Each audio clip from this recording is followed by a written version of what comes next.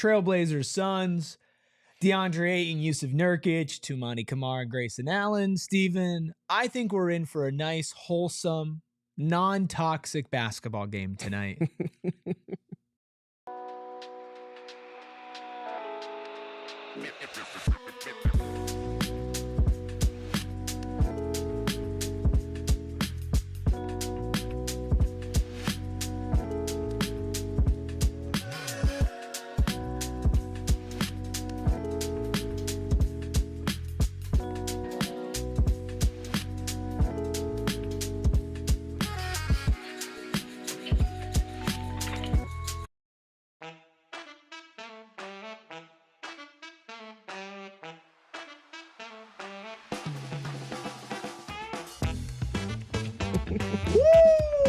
It's been a busy couple of days, but there's no better way to spend a Saturday night than with some Suns basketball, especially following up on a massive win, maybe the best one of the season, over the Golden State Warriors. Let's keep those good times rolling. I'm Eric, that's Steven, Noah, and Rome behind the Mac, making all the magic happen. Thank you to everybody in the chat right now. Stephen, King Nacho, Bubble, Cade, who's coming in all the way from Australia, Marwin, Sean, thank you so much, Lonnie, everybody in the chat right now who's already hit that like button. To the one person who's already hit the dislike button, it's okay. You have plenty of time to change your mind. Smash that like button. Steven, how you doing? Great. Happy Black History Month. Facts. It is a pivotal point in the NBA season. The Suns are in one of their most important stretches. And they have an opponent that is peaking right now. Although they're a gutter team in terms of standings, they're playing some good basketball. They absolutely are. And before we get into the details of it, I want to remind everybody this show is brought to you by Gila River Resorts and Casinos. You do you. At Gila River Resorts and Casinos, visit playatgila.com for more details. Speaking of Gila River Resorts and Casinos, last night during that Suns-Warriors win, we were out at Wild Horse Pass, got to meet so many of you, got to watch the Suns game together, an electric Suns victory. So shout out to everybody who came out to Gila. Shout out to everybody who came to our Sun Devils Wildcats takeover earlier this morning. And now let's wind down on a Saturday night with hopefully some good hoops. Steven, what has stood out from the stretch from the Phoenix Suns? Because it's not just the fact that, hey, they had one good game. Over the last 10, they've been on a really good winning pace. Nick Richards has been a big piece in everything. The rebounding rate for the team has gone up. They've slowly, incrementally ascended up the rebounding ranks for the league as a whole. And he's helped to create more scoring opportunities for them via second chances, but also stamp more stops for them as well in terms of getting the defensive rebounds and actually boxing out. But the other big thing is him pursuing the basketball. I don't know how many times last night we saw him with someone else having an opportunity to grab a rebound, say, no, this is my job and I'm going to do my job. I'm here to grab rebounds and I'm going to do just that. And that's a mentality that the Suns have not had from their center group all season. So that's one of the biggest things. But the other things, like we talked about post-game, in detail, is their offensive process, doing the little things and doing them often even when met with resistance. And Devin Booker's been scoring the basketball. And those little things are going to be really important. Devin Booker scoring tonight is going to be important. But you might stop me and say, Eric, 19 and 29 for the Portland Trailblazers. Not great, right? Then you look at their most recent stretch of games. Exactly. Last game, they blew out Orlando by 30 points. Toumani had Paolo Banchero in jail. Had people making Paolo Banchero, Julius Randle comps. It was literally Bane giving biblical scripture type wordings while Batman is going through everything he could think of. And guess what? Game before that, they beat Milwaukee, 125-112. Their loss sandwich in there, 10-point loss to the Oklahoma City Thunder. Then they beat Charlotte before that. They blow Orlando out for the first time. They beat Miami and they beat Chicago. They have won, let's see, 1, 2, 3, 4, 5, 6. 6 of their last 7. 6 of their last 7. Their last 7. And they're also 11 and 13 at home, which this game is on the road for the Suns. You mentioned Toumani Camara. Who else stands out from this Portland team that has helped them go on this win streak? Denny, you can't see me, Abdia. Why the nickname? Period. Well, so every time he gets an and-one, he's gotten a whole lot of those. He looks to the Blazers bench. I remember seeing something like that, yeah. And I guess one of the Portland media members asked him about it, and he said it's nothing crazy. John Cena was his favorite wrestler growing up. Naturally, he's like, I want to do this every time I get an and-one, and he's been getting a lot of them lately. He's been one of the better players, probably top 15, top 12-ish in the NBA in this 7-game stretch for the Blazers. He literally does everything. So you say he does everything, but what's his biggest factor? What's his biggest tool? Playmaking. Not defense, because I feel like when you hear about Denny Avdia, you think defense. But Toumani is their spear for the defense. On offense, he's their engine with everything he does. Oh, yeah. So I feel like obviously the argument is there, but those two have literally been their best players over this 7-game stretch. And that's saying something when Anthony Simons has been playing solidly in this stretch as well. The fact that he can be third and comfortably be that because of how those two are playing on their respective ends of the court that they identify with most is everything. So let's talk about Toumani Camara, the elephant in the room, of course, also DeAndre Ayton as well. But with Toumani, it's a lot of what could have been with the Phoenix Suns. He's the type of player, the typical prototype that you would want to plug into a team like this. How is he fitting in Portland? What have you seen from his game growing? Because people forget, like, as much as we hype him up, he was a late 2nd-round pick. And he was very raw on the offensive end of the floor. I think his best thing that he brought in terms of his summer league showing was finishing at the basket. But that's not something you could build around as the only thing you bring offensively if you're talking about a starting forward. He knocked down 5 threes against Oklahoma City. They lost that game, but I think he knocked down 5 of his first 5 attempts from deep. I think he took like 10 in that game.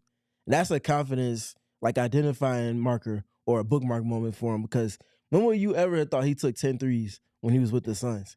No, never. I don't think he took 10 threes in summer league. No. And he definitely, I don't know if he made 5 threes in summer league on top of that. So to see him do that in a game and had the impact that it had, albeit a loss, they were within single digits against the Oklahoma City Thunder with like 7 or 8 minutes left in the fourth quarter, and then the Thunder did what they do best. You know what this is telling me? Every draft prospect the Suns take should suck on offense in college, right? Or be completely raw.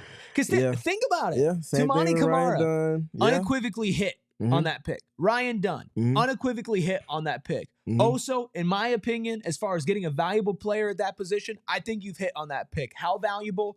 That is yet to be determined. His ceiling, I think, is a little lower than those other two guys, but I think he could be a rotation player in the NBA for a long time. And with the pick that he was taken in, it's a pretty big deal. These are all players with very limited offensive capabilities coming out of college who have found, in Toumani's case, very high success and then kind of going down in order between Dunn and Oso, success on the offensive end. James Jones, only draft players from Virginia. Only draft players who can't shoot and can't do anything, because apparently they have the eye for it, Steven. They do. And I think as much as people speak to his issues as far as drafting over the years, when he's hit, he's hit.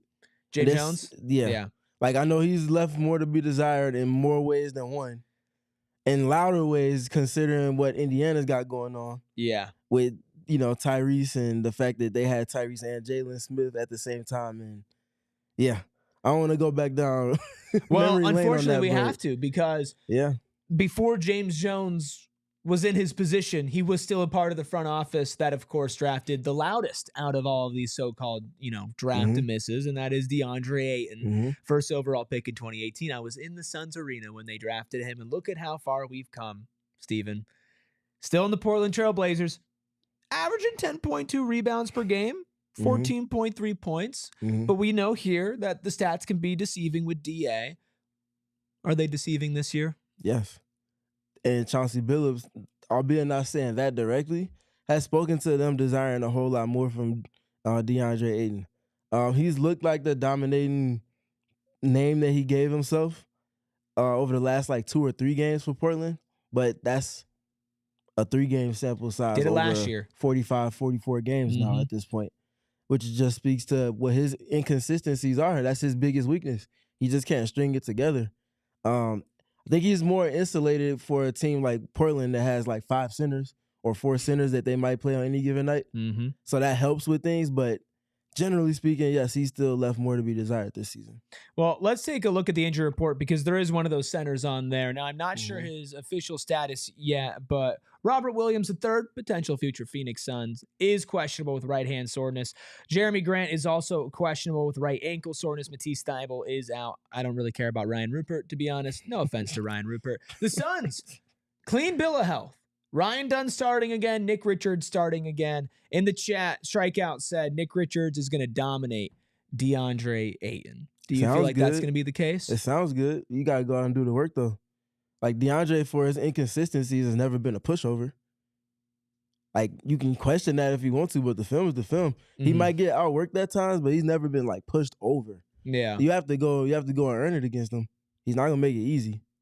He's definitely, whenever he plays Phoenix, it's so weird. It's like he plays like he has that extra motivation, but I think besides the first game that they played where DA had really good stat lines, I don't think he's done that well against us, at least as far as I remember, but that's just kind of who he is now. If he does do well, it's forgettable, right? But on the Phoenix Suns side, when you brought up Nick Richards, you also mentioned Devin Booker. Devin Booker is 60 points away from passing, 59 points away from tying Walter Davis for the all-time scoring record. Knowing Booker, there's a chance he does it tonight. Good chance he does it tomorrow or in Oklahoma City after that. What's been different about him after coming off a 31-point, 11 assists on highly efficient shooting night in Golden State? That's it, the leveraging of scoring and playmaking. Taking the defenses that are trying to take him away from his scoring spots and flipping it into an advantage for somebody else to get, more often than not, wide open three-point catch and shoot opportunities. And as the Suns have communicated, that's the thing that they value most in terms of their shot profile. And the main piece in kind of creating those shots, albeit sometimes in a secondary assist fashion, is the attention that Devin Booker gets and his ability to pass off of it. He's making all the right decisions for the most part. And when they do a good job with their spacing around him, and it's not what we saw in the second half against Minnesota, he's generally looked like a top 5 player in the league over the last 2.5 weeks. And we mentioned the spacing as something that has kind of gone in tandem with Book's rising. Grayson hitting threes is a really big part of that as well. With Book, I think it's so funny because people were so quick to forget, and I get it. He's not an all-star, and he hasn't been that great, but he's quietly put together minus, he's had like a stinker here and there, like Cleveland or the 9-turnover game against Minnesota. But besides that, he's been really consistent basically since the new year, and that bodes well for Suns fans as you see a fully healthy injury report, right? Obviously, we're waiting for a trade, but you have Kevin Durant, who's playing at a high level. You have Devin Booker, who's playing at a high level. And last night, you had Bradley Beal, who was in his role playing at a high level. However, with Portland, how can they stop that tonight, right? I think a lot of people say, oh, well, Book and KD can score. Oh, Denny Avdija can only guard one person. Portland's defense, how can they attempt to stop a now clicking Suns offense? Well, that's the thing with Portland. Like, you can say they only have X, Y, Z, or ABC, but you don't just stumble into shutting out the Orlando Magic and Paolo the way that he's been playing by like happenstance. It's the intention with that. And I think because of that, I think Portland in this 8-game stretch, they have the 4th best defense in the NBA in terms of rating. The offense is middling, as to be expected with so many young pieces and no real like process that they're working through. But defensively, they have some players that get after it, and they have some players that truly care. Toumani and Denny Avdija are obviously at the top of all of that.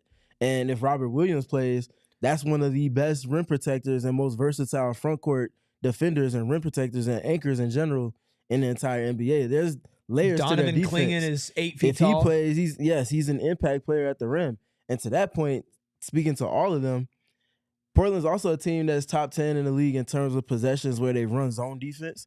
So they mix in different looks. God. My point exactly. And in addition to that, they're also top 10 in terms of possessions where they're pressing teams full court.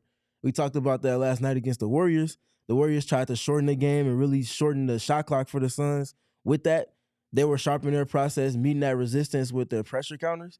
They have to be on point tonight, no different than they were against the Warriors. Because if any slippage up there in Portland, those young boys will get out in transition. And we know what that's done against the Suns in recent memory. Oh, definitely. And Strikeout says in the chat, it's a trap game, right? Again, 100%. Portland's playing really well, but overall the record's not great. Almost 500 at home, right? And they have specific strengths that make it harder. A little bit easier, though. Robert Williams is out. Jeremy Grant and Ryan Rupert are available to play for Portland tonight. So Jeremy Grant, you never know what he's going to do. Probably like 17 points. 7 rebounds, 3 assists. Might be on 17 shots, though. His efficiency is not his best friend at all. No, not at all, because why not? You get the bag, just take the shots, right? I mean, that's why he's not on the contending team That's right why now. he's not, and that's why it's the Trailblazers that are paying him and not Yes, any it's other true. team. It's true. Anything else before we get to score predictions and everything about this game that you feel like people should be keeping their eyes on besides the zone and Denny Avdia's "You Can't See Me"? Devin Booker is averaging 28 points against the Blazers this season. The Suns are 2-0. He needs to probably have 30 in this game. Honestly, because of my bet, I'm going to say he needs 35. That way we're all happy, or at least I'm happy. But I think if he gets 35, there's no way that the Suns don't win this game. Because of the way that Kevin Durant's also been playing off of Devin Booker. The attention Book's gotten and the way that he's been able to create for Kevin Durant off of that as well. I think if Devin Booker has a big game, Kevin Durant has a lower usage like we talked about yesterday, but high efficiency and even higher effectiveness type of game on offense. Kevin Durant is also 75 points away from breaking 30K. Book on the precipice of being the all-time leading scorer for the franchise. So really fun stuff to keep in mind when watching the game tonight. Appreciate everybody here who has dropped a like already. For those of you who are going to drop a like as we wind down our pregame show, if you're new around here at about 200 watching, we will be doing a postgame show as well. You can tune in here a couple minutes after the final buzzer. Steven and I are going to break down everything, win or loss. We'll cry, we'll celebrate. We'll do it all together. I ain't crying. Right here on PHNX Sports. I'll make Steven cry. That's a good promise. luck with that. That's a promise. I actually genuinely don't think I could do anything to make you cry. I could not agree more. Glad we finally agree on something. Never agree with you more. But do we agree on our score predictions for tonight? This is who we have winning tonight's game. Noah. Well, let's start with the elephant in the room. Noah has added himself to the graphic, and he has taken the Suns by 69 points. Why, yes, of course. Why would I not? Moving on, I have taken the Suns by 10 points. Espo, Suns by 1, which is just so him. Noah doesn't even need to change that graphic part. And you have Suns by 7, somewhere in the middle. That was unintentional. The fact that I end up being the medium between the extremes of the two reasonable you people. And Espo, yeah. That it just between the two people making legitimate predictions. How often has this happened? Like, seriously. Think back to all the predictions. How often is it I'm like right in the middle of Espo being cautiously optimistic and you being sometimes rational, but oftentimes a little extreme with it. Like, it's just funny how it always sequences itself out like that. Sometimes a little extreme? Sometimes. Just occasionally. I don't think this is crazy today, though. 10? That's what I'm saying, sometimes. No, listen. And yesterday it was reasonable, too. It was like 5 or 6 or something like that. Listen, I'm always based in purely logic. Never emotions. Same here. Yes. 100% no. If you put a poll in the chat, see what the people feel like it's going to go down tonight. Thank you, Lonnie, Jim, Michael, Strikeout, Leo, my dad, King Nacho, Nate, a name that I cannot pronounce with letters that I do not recognize, but thank you for being here as well. So many of you in the chat, so many of you are going to be here at our post-game show as well. Well, we did our score predictions. What does Bet365 think about tonight? Here is the line for your late tip-off on a Saturday. We have the Suns at a -4 on the spread on the road, -180 on the money line. Portland, +150 on the money line, +4 on the spread. So home dogs for the red-hot Portland Trailblazers. But do we have any of that incorporated in our bets? Let's take a look because it is time for our pregame bets. Of course, brought to you by Bet365. Download the Bet365 app. Use code PHNX365 when you sign up and find out why, whatever the moment, it's never ordinary at Bet365. You must be 21 plus and physically located in AZ. If you or someone you know has a gambling problem and wants help, call 1-800-NEXT-STEP. Text NEXT STEP to 53342 or visit problemgambling.az.gov. I feel like that read gets longer every single time that I do it. It definitely and I've sat in your chair too, where you're like, oh yeah, it's done. And then you get hit with the second part of it, but it's all important things. What's up? Arton Booker edits. I think it's a change in the name because I think it was just Arton before, but says, I'm back. Arton, I'm really hoping that everything with your house in LA and everything is all good. Hope that you've been taking care of all of that. We really appreciate you joining us here on a Saturday evening. And sending super chats, even sending super chats is everything crazy. You got going on. Drop a like for Arton, not for seriously us. Though, they ain't even we don't deserve it. Arton deserves it. For real though. You know who else deserves something? Me. I deserve a win. I need it. I need it like I need water. And this is what I'm putting my money on tonight with our friends over at Bet365. I've got Devin Booker to continue to be who else but Devin Booker. Over 37.5 PRA. I've got Nick Richards over 19.5 points and rebounds. I have Toumani Camara over 18.5 points, rebounds, and assists, and Kevin Durant over 2.5 3-pointers made at a plus 1,200. What you putting your money on, Steven? Nothing crazy today. Starting with Devin Booker, over 34.5 points. Denny Avdia, as I spoke to, being the engine for their offense and connecting things while also being a primary playmaker for them too. 27.5 points and rebounds and assists combined. Grayson Allen, over 5.5 rebounds and assists combined. He's been doing a lot of marginal things for this team in terms of his activity. I think he had and 13. It was 7 assists yesterday. He's been 6 rebounds. Very good for them on the margins, especially with the minutes uptick with Ryan Dunn not playing as much. And then the other big one for me, Portland's averaging, though they've won 6 of their last 7, 6 of their last 8 as well, they're only averaging 110.5. I don't think they get to the 111.5 that they had as a prop for us on Bet365, so I have them with the under for that going into tonight's game. You're betting on the under. You're taking the advice that I believe Nathan gave us. I mean, I almost did it yesterday to my credit, but I think that was wise advice at the same time. Well, let's take a look at what Espo is putting his money on. I'm sure it's reasonable. Not.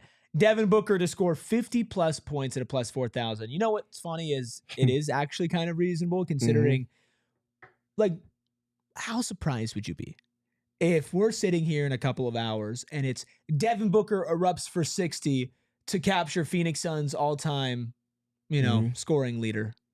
I think he's going to have one of those Human Torch type of games, but I don't think Chauncey Billups is going to allow for him to go off of 50, especially with the individual defense from Toumani and Denny. Mm-hmm.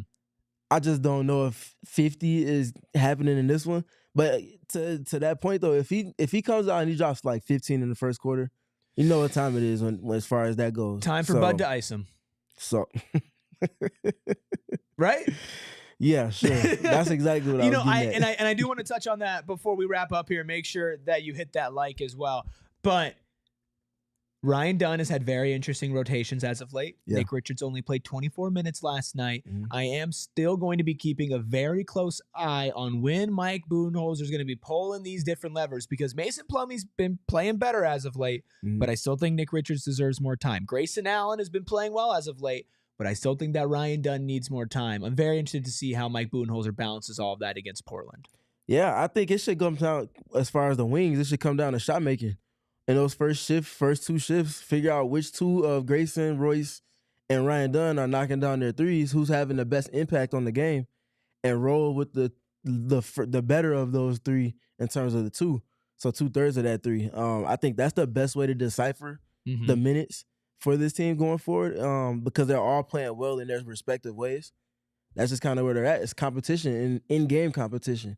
That should be good for everybody. If there's anything we've learned from this Phoenix Suns season so far is that you can't sleep on any opponent. Yeah. Because when you're playing at your best or when you're playing at your worst, anybody can beat anybody in the NBA. Yep. Some teams win more than others, but and for sure. And Portland's been catching teams slipping, coming out the gate slow, kind of just with malaise into the game, and they come out and they hit you with an uppercut and a side swipe on top of that, and now you're behind 15 points against a team that can get it going defensively. So the Suns have to avoid that and set a tone like they did last night. Or if you can't avoid it, because sometimes talent just takes over. Sometimes somebody gets hot, takes a couple of threes, right? What do you do to respond? Golden State, end of the third quarter, is maybe the most beautiful response we've seen from this team all year. Start hitting threes. Freaking Brandon Podemski is hitting threes, right? You're like, oh, crap. Here comes Golden State, capturing all the momentum. Kevin Durant, in the only real flurry that he had in that game, just starts bombing away from 3, answers it back, seals away the third quarter. Suns cruise to an easy blowout in the fourth. KD doesn't even play. And all of those threes generated off of high volume and intentional ball movement, though. And wide open catch and shoots for the best shooter on the court. Because of the movement of the ball, yes. That's the template that this team can press the button on whenever they actually want to do it. Tony with a question says, why has Bud not played Nick as much? I think earlier it was for performance, like when Mason Plumlee was playing well against the Clippers. I'm going to be honest with you, as of late, I don't know. I think it's a combination of things. Mason's been playing well in his minutes that he's received, but also with Nick coming from a reserve role, I don't know if he can effectively play 33-ish minutes a game quite yet. That's a big leap in role, and the minute total that comes with that role, kind of evolution there, it's tough, especially for the demands that the center position has. So maybe Nick is just not cut for 33, 34 minutes yet. Starting is brand new to him in terms of a full-time role. Yeah. Don't forget that.